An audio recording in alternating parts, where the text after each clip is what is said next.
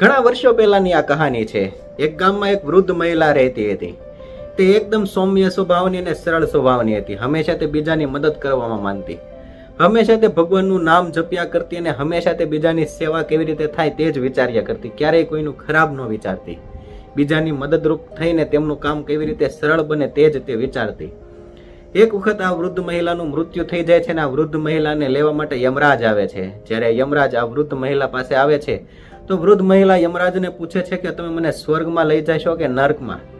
એટલે યમરાજ હસે છે અને કહે છે કે તમે આખી જિંદગી એટલા સારા કાર્ય કર્યા છે કે તમારે સ્વર્ગમાં પણ નથી જવાનું અને નર્કમાં પણ નથી જવાનું। તમારે હવે ડાયરેક્ટ પ્રભુના ધામમાં જવાનું છે। તમારે હવે ઈશ્વરની પાસે જવાનું છે। તમારે સ્વર્ગ કે નર્ક નથી ભોગવવાનું। એટલે વૃદ્ધ મહિલા કહે છે કે તો મારી એક ઈચ્છા છે, જો તમે પૂરી કરી શકો તો। એટલે યમરાજ કહે છે કે હા, તમે કહી શકો છો કે તમારી શું ઈચ્છા છે? એટલે આ વૃદ્ધ મહિલા કહે છે કે મારી એક ઈચ્છા છે કે મારે સ્વર્ગ અને નર્ક વિશે મેં ઘણું બધું સાંભળ્યું છે।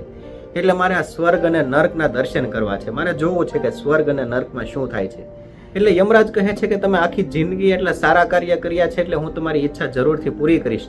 તમને પહેલા નર્ક દેખાડીશ અને પછી સ્વર્ગ અને પછી આપણે ડાયરેક્ટ પ્રભુના ધામમાં જઈશું। એટલે યમરાજ આ માજીને સાથે લઈને પહેલા નર્કમાં જાય છે। નર્કમાં જાય છે એટલે ચારે બાજુ બધા રડતા હોય છે, દર્દ ભરી ચીસો નાખતા હોય છે। ચારે બાજુ એકદમ શોર બકોર વાળું વાતાવરણ હોય છે, બધા દુઃખી હોય છે। એટલે ત્યાં જ આ વૃદ્ધ મહિલાની નજર એક 100 ફૂટ ઉપર એક બહુ મોટા વિશાળ પાત્ર ઉપર જાય છે ને તેની અંદર એક સરસ મજાની મીઠી ખીર ભરેલી હોય છે। એટલે આ જોઈને આ વૃદ્ધ માજી આશ્ચર્યચકિત થઈ જાય છે ને ત્યાં જ એક માણસને પૂછી લે છે કે આ વાસણની અંદર આટલી બધી સરસ મજાની ખીર છે તો તમે ખાઈ કેમ નથી શકતા? અને આટલી બધી મોટી ચમચી આ બાજુમાં જ પડી છે તો તમે ખીર ખાઓ અને તમારી ભૂખ મિટાવો? એટલે તે માણસ કહે છે કે અમારી એ જ પરેશાની છે। આટલું મોટું વાસણ છે ને તે વાસણ સુધી અમારે પહોંચવું કેવી રીતે તે જ અમને નથી ખબર। કેટલી મહેનત કરવા છતાં આ વાસણની ઉપર અમે નથી પહોંચી શકતા, તો આ ખીર કેમ ખાવી?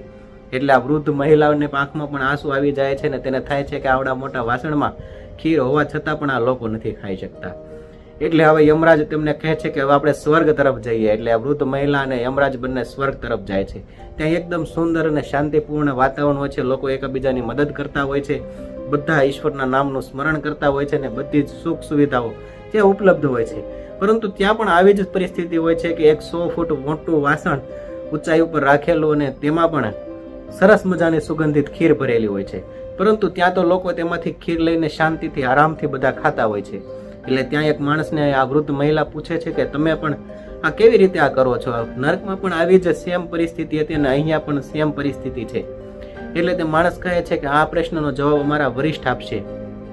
એટલે મહિલાને તે વરિષ્ઠ પાસે લઈ જાય છે અને વરિષ્ઠ આ વૃદ્ધ મહિલાને જવાબ આપે છે કે આ ખીર અમે બધા જેમ આપણે દહીં હાંડીમાં એકબીજા ઉપર ચડીને જેમ આપણે દહીં હાંડી ફોડીએ છીએ તેમ જ અમે અહીંયા એકાબીજાની હેલ્પથી એકબીજાની મદદ કરીને અમે આ વાસણની ટોચ પર પહોંચીએ છીએ અને આ ટોચ ઉપર પહોંચીને એક માણસ ખીર અંદરથી કાઢતો જાય છે અને બધા જ લોકોમાં વહેંચતો જાય છે। તેવી જ રીતે અમારા બધાની ભૂખ તૃપ્ત થાય છે। અમે બધા શાંતિથી જીવન જીવીએ છીએ। એકબીજાના સુખમાં અમે પોતે સુખ અનુભવીએ છીએ। અને નર્કમાં તે બધા જ સ્વાર્થી લોકો છે। તે બધા જ પોતાનું જોવે છે, પોતાની ભૂખ કેવી રીતે શાંત થાય તે જ વિચારે છે। અને અહીંયા અમારે એવું નથી, અમે એકબીજાને કેવી રીતે ભૂખ શાંત કરી શકીએ તેના ઉપર વિચાર કરીએ છીએ। એટલે આ વાત હવે વૃદ્ધ મહિલાને સમજાઈ ગઈ અને યમરાજ કહે છે કે તો ચાલો હવે આપણે ઈશ્વરના ધામ જઈએ। કારણ કે યમરાજ કહે છે કે સ્વર્ગ અને નર્ક બંને સેમ જ છે, બંને કોઈ અલગ અલગ નથી, પરંતુ આપણા વિચારો કેવા છે તેની ઉપર આપણે સ્વર્ગ અને નર્ક નક્કી કરીએ છીએ। આપણી વિચારધારા કેવી છે। કોઈનું ભલું કરવાની જો વિચારધારા છે તો આપણે સ્વર્ગ અહીંયા જ ભોગવીશું, અને જો કોઈનું ખરાબ કરવાની વિચારધારા છે, આપણે આપણો પોતાનો સ્વાર્થ જ જોઈશું તો આપણે નર્ક ભોગવવું પડશે। એટલે બસ આ જ સમાનતા છે બંને સ્વર્ગ અને નર્કની। તેમાં કોઈ ફેરફાર નથી। સ્વર્ગ અને નર્ક આપણે આપણા મનથી નક્કી કરીએ છીએ કે આપણે સ્વર્ગમાં જીવવું છે કે નર્કમાં।